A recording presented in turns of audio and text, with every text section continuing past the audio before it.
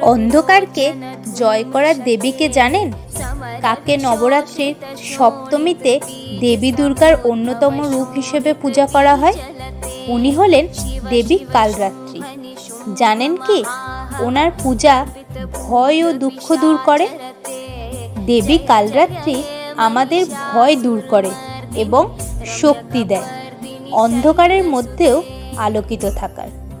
সপ্তমী দিনে তার পূজা করলে মানসিক শক্তি বাড়ে।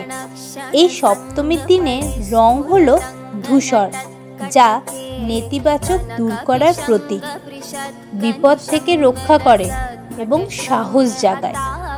আপনাদেরও ভয়কে জয় করার গল্প শেয়ার করুন কমেন্টে। আর অবশিষ্ট দেবীদের সম্পর্কে জানতে পেজটিকে ফলো করে রাখুন। পোস্টটি ভালো লাগলে একটি লাইক এবং শেয়ার অবশ্যই করবেন। ধন্যবাদ।